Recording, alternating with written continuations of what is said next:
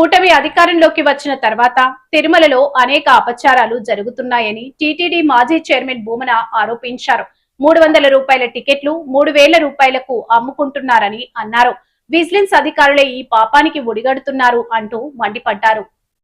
చాలా మంచి కార్యక్రమం, ఇది శాశ్వతంగా ఉండేటట్టుగా చెయ్యండి అని ఆయన చెప్పిన సూచనతో నాద నీరాజనం అనేటువంటి ఆ వేదిక మహామణిమంటపాన్ని కట్టాలనుకున్నటువంటి ప్రదేశంలో నాద నీరాజన ప్రాంగణం వెలసింది. రాజశేఖర రెడ్డి గారు పోయిన తర్వాత దాని ప్రారంభోత్సవం జరిగింది. అనేక సాంస్కృతిక ఆధ్యాత్మిక వైభవాన్ని విశ్వవ్యాప్తం చేసే విధంగా కార్యక్రమాలు అక్కడ జరిగినాయి. స్వామివారి ప్రాభవాన్ని,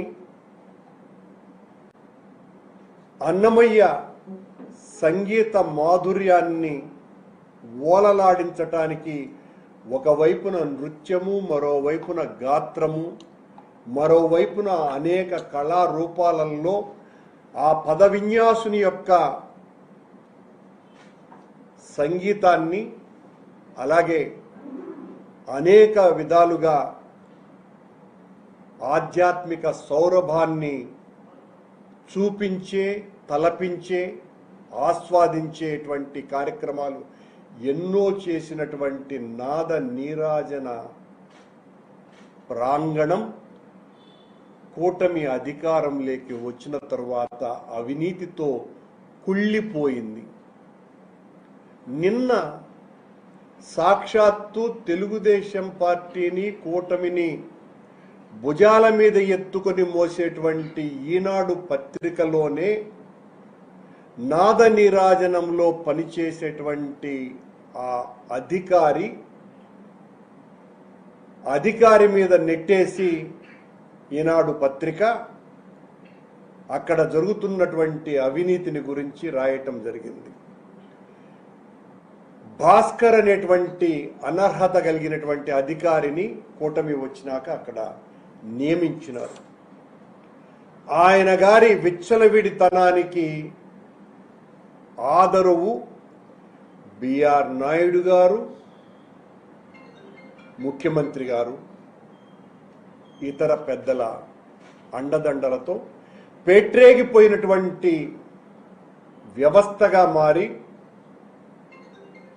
నాద నీరాజనంలో ఒక్క అవకాశం వస్తేనే జీవితకాలం అదృష్టం అని భావించేటువంటి ఆ కళాకారులకు సహజంగానే టీటీడీ వాళ్లకు రాను పోను ఖర్చులు, అక్కడ కొండ మీద గెస్ట్ హౌసులు, దర్శన ఏర్పాట్లు, అదనంగా వాళ్లకు పారితోషికం కూడా ఇచ్చేటువంటి ఆనవాయితీ ఉన్నది. ఇప్పుడు కూటమిలో ఉన్నటువంటి వాళ్ళు బిఆర్ నాయుడు గారి మనుషులు ఆ కళాకారుల చేత ఇచ్చేటువంటి పారితోషికంలో కమిషన్లు అసలు ప్రోగ్రాం ఇస్తున్నందుకే ఎదురు డబ్బులు వసూళ్లు చేసేటువంటి కార్యక్రమాలు చేస్తున్నారని నేనంటున్నటువంటి మాట కాదు, ఈనాడు పత్రికే రాసింది. అలాంటి ఒకటి కాదు సుమా, ఏదో ఊరికనే ఈనాడు పత్రిక ఒక వార్త రాసింది కానీ కొండ మీద జరిగేటువంటి అరాచకాలు అన్నీ ఇన్ని కావు.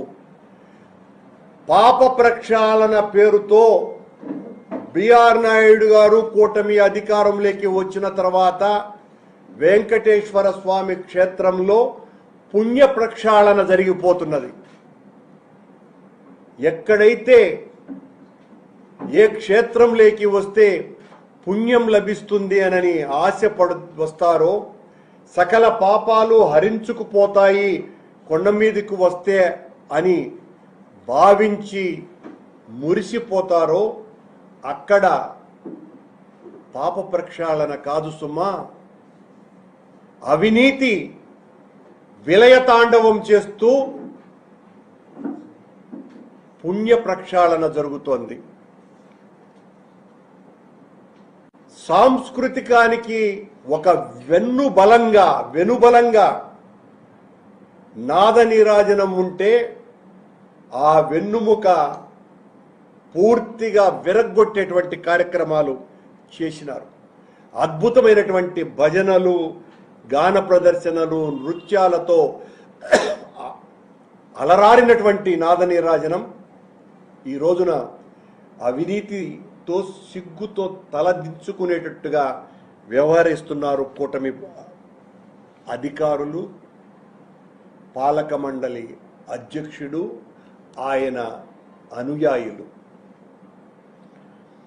అన్యక్షేత్రాలలో చేసినటువంటి పాపం వెంకటేశ్వర స్వామి క్షేత్రంలో వస్తే పూర్తిగా పోతుంది అన్నది లోక విదితం, మొత్తం హిందువులందరి విశ్వాసం. మరి ఈ పుణ్యక్షేత్రంలో వీళ్ళు చేసినటువంటి పాపానికి నిష్కృతే లేదు. ఈ పాపం కడుక్కునేటువంటి అవకాశమే లేదు. కొండ మీద విచ్చలవిడిగా దర్శనం టికెట్లు అమ్ముకుంటున్నారు, విఐపి దర్శనం టికెట్లు అమ్ముతున్నారు. 300 టికెట్ల అవి 3000 నుంచి 4000 రూపాయలకు రోజుకు 4000 టికెట్లు అమ్ముతున్నారు.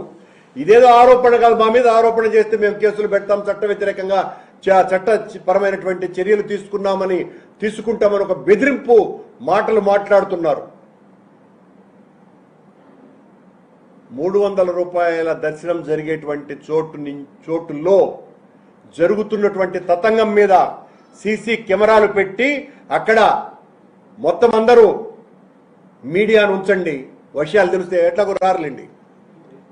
ప్రతి ఒక్కరు కూడా ఈ అధికారుల అండదండలతో, బిఆర్ నాయుడు గారి అండదండలతో, విజిలెన్స్ అధికారులే ఈ పాపానికి వడగొడుతున్నారు అన్నటువంటిది అందరికీ తెలిసినటువంటి నిజం. శ్రీవాణి దర్శన టిక్కెట్లలో జరుగుతున్నటువంటి గోల్మాల్ అంతా ఇంత కాదు. శ్రీవాణి టిక్కెట్లని 15,000 రూపాయలు